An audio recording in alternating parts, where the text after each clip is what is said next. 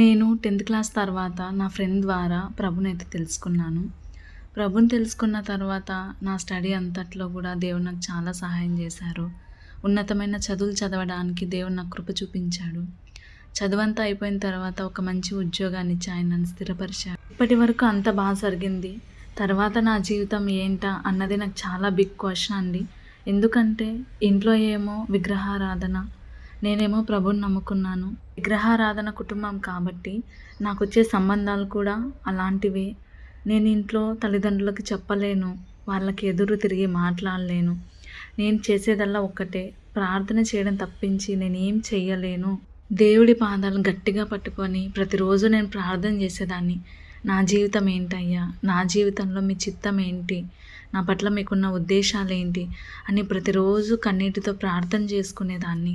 పెళ్లి చూపుల కోసమని ఇంటి దాకా వచ్చిన వాళ్ళతో నేను చెప్పే ఫస్ట్ మాట ఏంటంటే, నేను ప్రభుని నమ్ముకున్నాను, ఇది మీకు ఇష్టమా అని నేను క్వశ్చన్ అడిగేదాన్ని. దాని తర్వాత వాళ్ళ ఇంటికి వెళ్ళి ఈ మ్యాచ్ క్యాన్సిల్ చేసుకున్నామని ఇంట్లో వాళ్ళతో అయితే చెప్పేవాళ్ళు. మా ఇంట్లో వాళ్ళు నా మీద బాగా అరిచేవాళ్ళు. నీకు ఎన్నిసార్లు చెప్పాను ప్రభుని నమ్ముకున్నాను అన్న మాట నీ నోటి నుంచి రాకూడదు అని ఇంట్లో వాళ్ళు గట్టిగా వార్నింగ్ ఇచ్చేవాళ్ళు.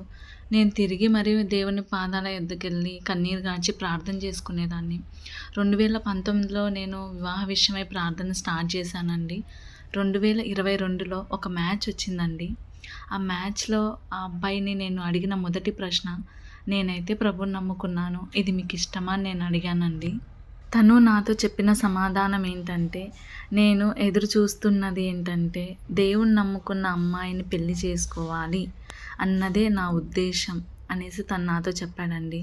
తనకు ఎప్పటి నుంచో ఉన్న ఆశట, దేవుణ్ణి నమ్ముకున్న వాళ్ళైతే మంచి ప్రవర్తన కలిగి ఉంటారు, వారైతే వివాహ జీవితానికి బాగుంటారు అని ఆయన ఆశపడ్డాడట. దైవ చిత్తానుసారంగా మా వివాహం అయితే జరిగిపోయింది. ఇప్పుడైతే మేమిద్దరము మందిరానికి వెళ్తున్నాము. దేవుడు నిజంగా ఎంత నమ్మదగిన వాడు అనిపించిందండి నాకు. మీరు వివాహం కొరకు ఎదురు చూస్తూ ప్రార్థన చేస్తున్నారా? నిశ్చయంగా మీకు జవాబు వస్తుందండి. నాకు జవాబు ఇచ్చిన దేవుడు నిశ్చయంగా మీకు కూడా ఇస్తాడు. ఓపికతో కనిపెట్టండి. మనం ఊహించిన వాటికంటే కూడా దేవుడు ఉన్నతమైన వాటినే మనకి ఇవ్వాలని చూస్తాడు. దానికోసం కొంచెం ఆలస్యం అవ్వచ్చు, బట్ సమాధానం అయితే తప్పకుండా వస్తుంది. నేనైతే ఇంత గొప్ప సమాధానం నాకు వస్తుందని ఊహించలేదు. దేవుని మందిరానికి స్వేచ్ఛగా ఆరాధించడానికి దేవుడు నాకు అవకాశం ఇచ్చాడు. Thank you God. ఈ వీడియో మీకు నచ్చితే లైక్ అండ్ షేర్ చేయండి. Thanks for watching this video.